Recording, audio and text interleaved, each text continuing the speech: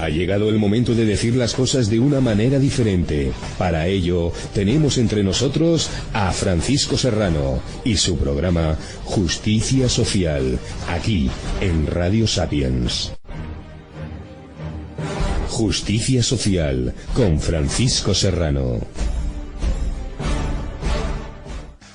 Una vez más nos encontramos aquí a través de las ondas hercianas de esta radio, como es Radio Sapiens, para intentar, pues sonsacarle o hacerle unas preguntas, a veces un tanto inquisitivas, a nuestro compañero en las ondas, el señor Francisco Serrano. Hola, muy buenas, aquí estamos, un servidor, Raúl LC, para comenzar en el día de hoy. Pues muchas gracias, compañero Raúl. Y a todos los oyentes particulares, colegas universitarios y conductores de otros programas de Radio Sapiens que han hecho las siguientes cuestiones, porque evidentemente hay una gran necesidad de justicia social.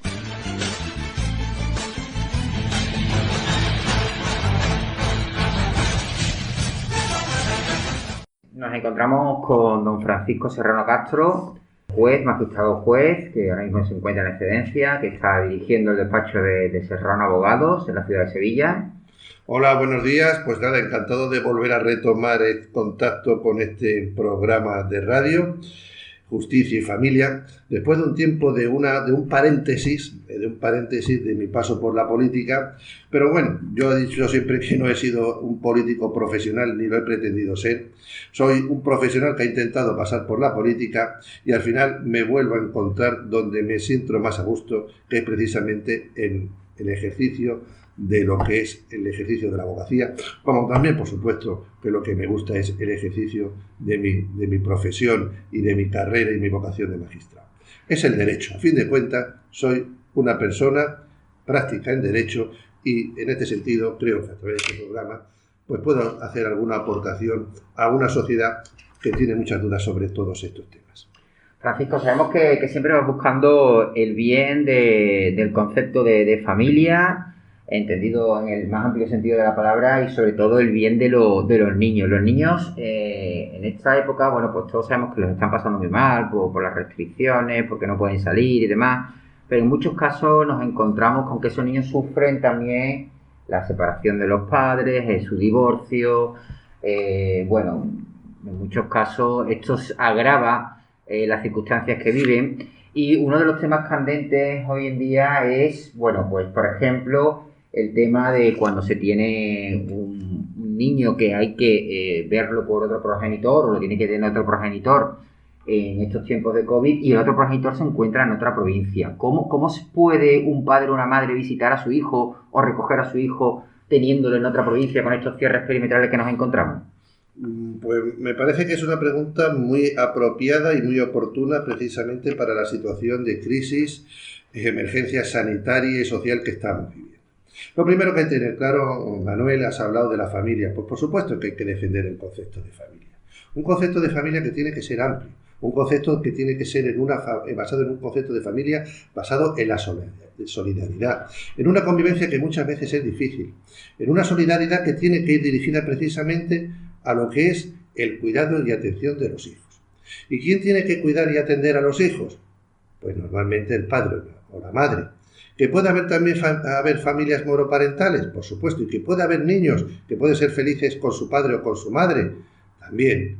Pero lo ideal es que haya una familia estructurada. Una familia donde el niño pueda ser feliz con su padre y con su madre. ¿Cómo no? También con sus abuelos y el resto de familia extensa materna o paterna. En el caso de conflicto, ya hemos dicho que todo el conflicto tendría que ir dirigido precisamente a que sea lo menos traumático posible para la pareja que se separa y, por supuesto, para los hijos. De hecho, yo escribí un libro que podría parecer que tenía un título utópico, que era Un divorcio sin traumas. Bueno, pues todo divorcio efectivamente puede resultar traumático. Nadie cuando se divorcia o se separa le tiran arroz y lo van a celebrar precisamente porque es un fracaso de un proyecto de vida en común. Pero preocupémonos sobre todo del interés más necesitado de protección, que es el de los niños, que son los que no tienen culpa de ese conflicto ni de esa situación de ruptura. La Convención de Derechos del Niño de Naciones Unidas del año 1989 ya establecía y regulaba perfectamente cuáles son los derechos de los niños. Y todos esos derechos, ¿a qué van dirigidos fundamentalmente? ¿Cuál es el fin de toda esa regulación de derechos que está recogida en la Convención de Derechos del Niño? Pues se puede resumir en una palabra: su felicidad. Hay que procurar la felicidad de los niños, que pasa por su salud, por una educación equilibrada y de calidad, donde los padres puedan elegir la educación de sus hijos. Y hay un derecho fundamental, que es el de que los hijos tengan un desarrollo digno y una evolución en la que tienen la posibilidad de tener contacto con su padre y con su madre. Porque según su desarrollo evolutivo, los niños pueden necesitar, a lo mejor más pequeños, la figura materna, y más adelante, ya con la preadolescencia, también a la figura del padre. Cuando se rompe la pareja, desde luego, lo que hay que procurar es que los niños no se separen de su padre o de su madre, porque un divorcio supone que se rompe la pareja. Pero desde luego, las obligaciones de solidaridad, el cuidado y atención, los derechos y obligaciones de cuidado de los hijos, desde luego, tienen que seguir manteniéndose imperturbables. Por tanto, ahora mismo, ¿qué ocurre con la crisis sanitaria? Pues que si ahora mismo, claro, yo tengo derecho, dentro de los derechos, a poner mi residencia, a tener mi residencia donde yo crea conveniente, a lo mejor donde yo tenga mi trabajo. ¿Qué ocurre si ahora con los cierres perimetrales resulta que a lo mejor una madre vive en Sevilla y el padre vive en San Juan de Alfarache, que es una población que está justamente al lado de Sevilla, o vive en Coria, que son poblaciones que están muy cercanas, y hay un cierre perimetral? Bien, pues en estos casos, lo que sí desde luego tiene que estar previsto, y así lo tienen también instrucciones las fuerzas y orden de seguridad del Estado, que es una de las razones que están justificadas para que una persona pueda saltarse, digamos, esa restricción sanitaria del cierre perimetral. Conveniente llevar, por supuesto, la sentencia que establece el régimen de relación, contacto, de visita, porque a mí no me gusta llamarlo de visita, para que el fin de semana, que el padre que tiene que ir a recoger al domicilio de la madre a su hijo, sepa que no se está saliendo de Sevilla y saltándose cierre perimetral para que no se le imponga una multa, porque está cumpliendo antes con un derecho, con su obligación de ir a recoger a su hijo. Entonces, en estos casos, la pregunta, como digo, es muy oportuna para que se sepa que ni la madre o el progenitor custodio pueda negarse a que se desarrolle esa visita con normalidad, ni las fuerzas ni cuerpos de seguridad del Estado podrían poner restricciones a ese traslado, porque se está cumpliendo el ejercicio de una obligación y un derecho impuesto además por una resolución judicial.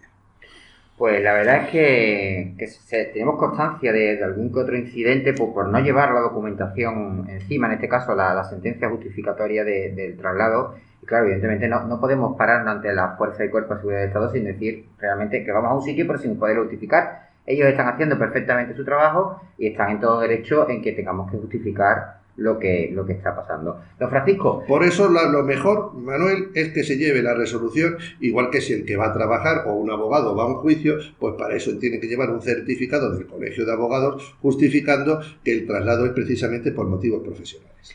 Don Francisco, hablábamos de crisis sanitaria, del año que ya llevamos, porque ya llevamos un año con este episodio. Un año, por desgracia, sí, para el mes de marzo. Con este episodio trágico que está afectando a toda la población mundial. Y esta crisis sanitaria nos está llevando a una crisis económica desde el primer día. Se cerraron establecimientos, empresas que han tenido que irse a la quiebra, muchos ERE, muchos ERTE, gente que sigue en ERTE, gente que no encuentra trabajo, personas mayores de 40 o 50 años que ya es más difícil, aún si cabe, la reincorporación al mercado laboral. Todo ello conlleva una pérdida de poder económico por parte de las familias y en el caso de las parejas divorciadas, bueno, pues del padre, de la madre y claro, siempre están, pues bueno, esas pensiones de alimentos, esas pensiones compensatorias, todo este trajín económico que hay detrás de un divorcio cuando hay niños o cuando hay un menoscabo económico por una de las dos partes. Sabemos que este despacho está empezando a llegar, no voy a decir que ya las primeras, porque lleváis 2 meses recibiendo cuantías de ese tema y aspectos de ese tema, sobre padres o madres que no pueden pagar esa pensión compensatoria, que necesitan una modificación de medidas. ¿Cómo se está gestionando esto en tiempos de COVID? Bueno, pues claro, es que es una consecuencia lógica, porque todo esto es como un castillo de naipes que cuando cae la primera carta caen todas las demás. Al final, esta crisis, que no solamente es una crisis sanitaria, sino también de contenido económico, evidentemente está provocando que convenios reguladores o sentencias judiciales que se habían dictado teniendo en cuenta las circunstancias económicas que tenía la familia antes de que se iniciara esta situación de crisis sanitaria en marzo del año 2020, pues ahora no tienen nada que ver esas circunstancias con las actuales.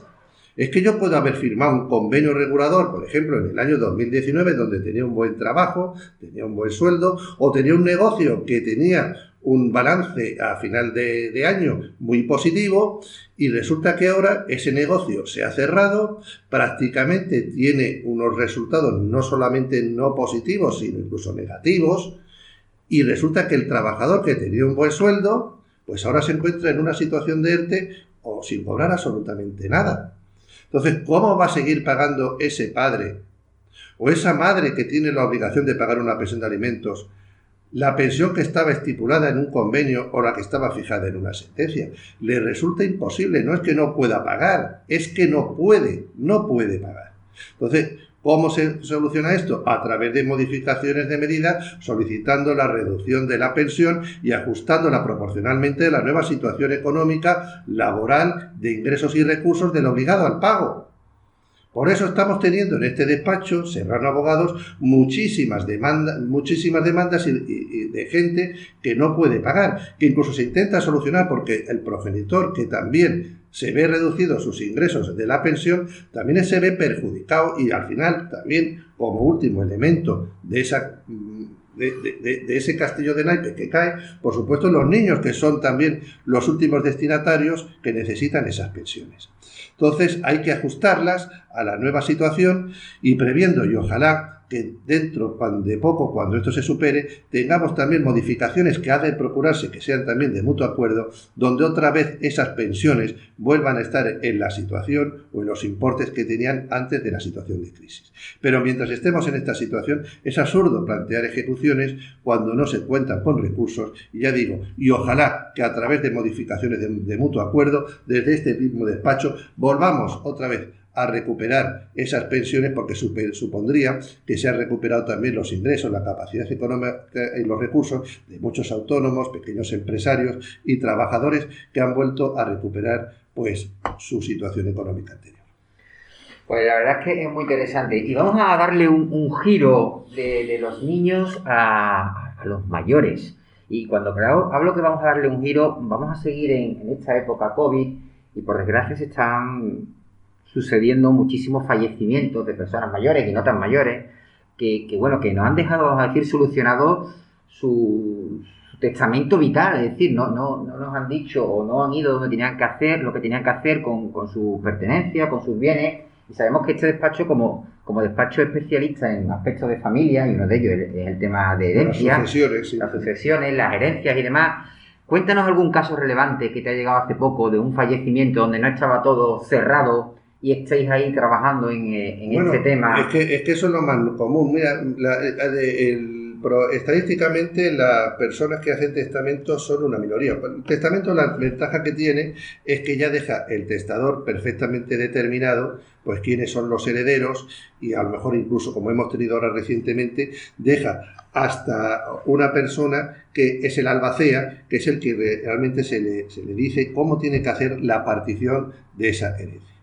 Entonces, cuando ya el testador lo dice, pues eso se hace, incluso se puede hacer por vía notarial, no hace falta ir a los juzgados para hacer la partición y se cumpla la voluntad del testador, que siempre tiene que respetar los derechos legitimarios, que son los de los hijos y los del cónyuge viudo, que son a las partes a los que no se les puede privar de lo que se le llama la legítima. Y la legítima tiene una legítima estricta y una legítima de mejora. Y luego un tercio de libre disposición, que es el testador el que puede decir que se lo puede dejar pues a las hermanas de la cruz o a quien crea conveniente, pero respetando la legítima que le corresponde el tercio viudal al cónyuge viudo y los 2 tercios a los hijos, de los cuales a uno de ellos puede dedicarles el tercio de mejora. Ahora, ¿qué ocurre cuando no hay testamento? Porque con el testamento todo puede resultar mucho más sencillo. Bueno, pues también hay otras soluciones, como ahora que es también se ha facilitado a través de la Ley de Jurisdicción Voluntaria, que se pueda hacer una declaración de herederos ante notario,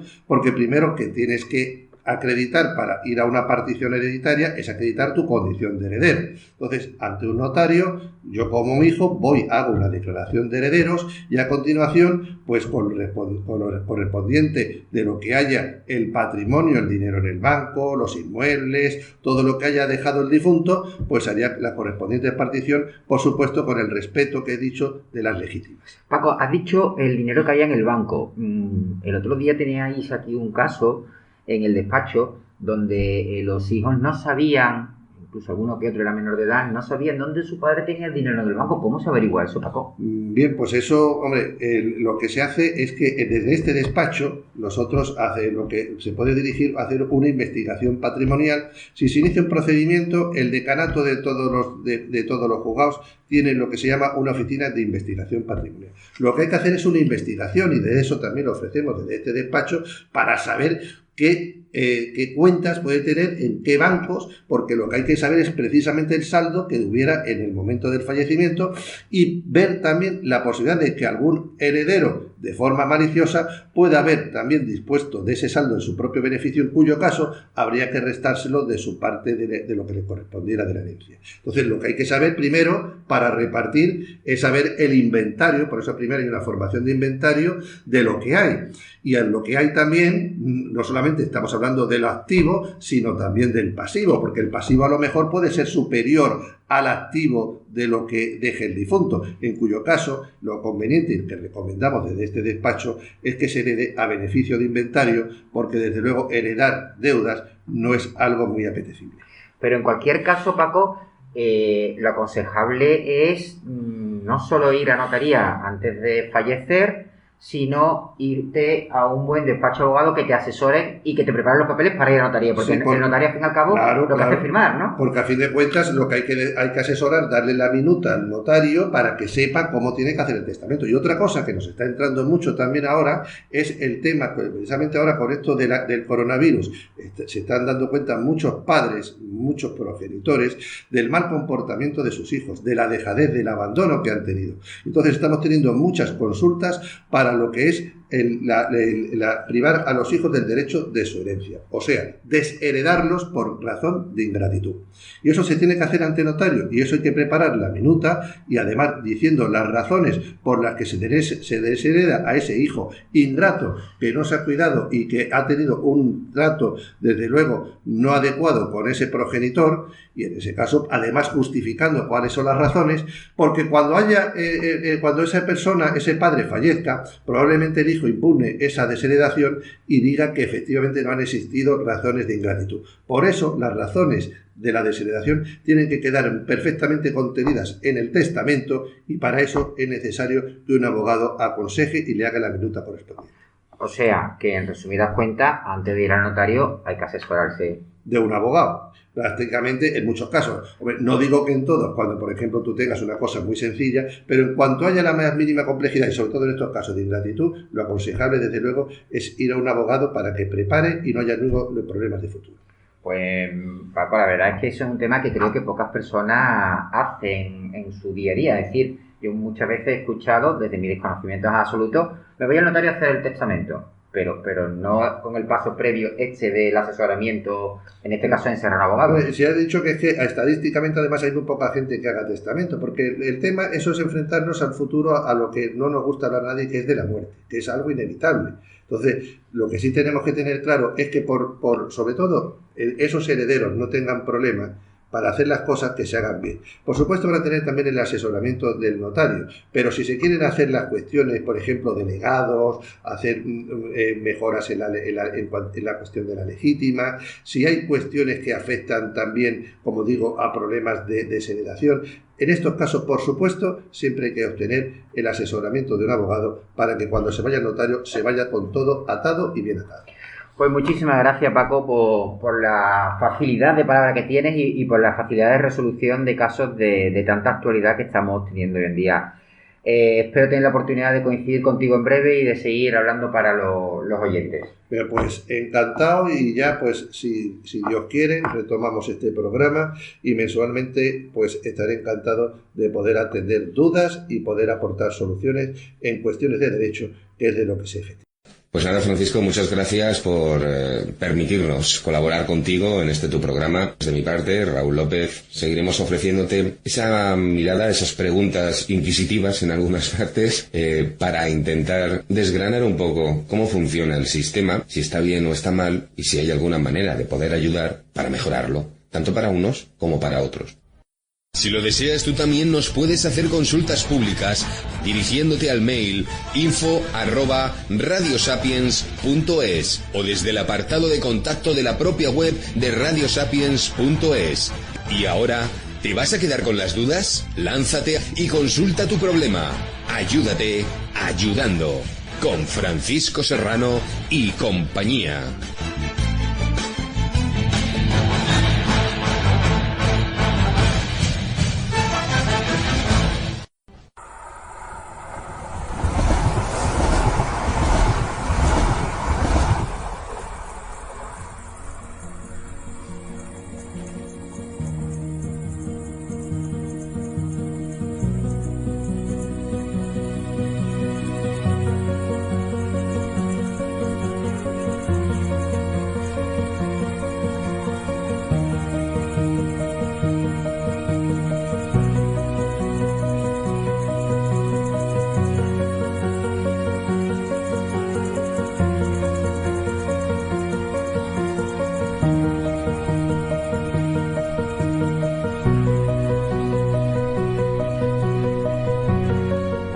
Estamos en contra de los abogados y abogadas que proponen a las mujeres denunciar falsamente por violencia de género. Estamos en contra de los abogados y abogadas que proponen a las mujeres denunciar falsamente por violencia de género.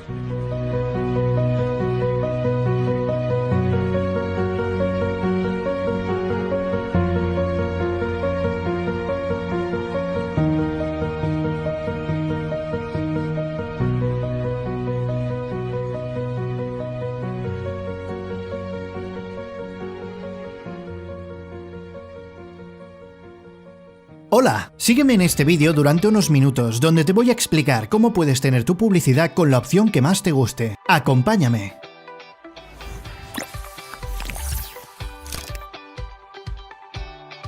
Aquí es donde trabajamos diferentes profesionales para dar voz a tu mensaje, desde un tema personal hasta cualquier mensaje que necesites para promocionar tu proyecto. ¿Cómo puedes solicitarlo? Muy fácil. Dirígete a la casilla Tu locución y cumplimenta el formulario interactivo. Lee bien, selecciona las opciones, responde cuando te lo pidamos. Verás cómo va cambiando el presupuesto conforme vayas incrementando o disminuyendo opciones. Y por último, dale a enviar. Nuestro equipo se pondrá en marcha inmediatamente para ti en exclusiva. ¿Y ahora? La gran novedad sonora, para escritores, autores, editoriales, autónomos, universidades y para quien o quienes deseen tener su audiolibro o audio lo que sea. Las aguas que le rodeaban se iban hinchando en amplios círculos. Luego se levantaron raudas, como si se deslizaran de una montaña de hielo sumergida, que emergiera rápidamente a la superficie. Se intuía un rumor sordo. Todos contuvieron el aliento al surgir oblicuamente de las aguas una mole enorme, que llevaba encima cabos enmarañados, arpones y lanzas.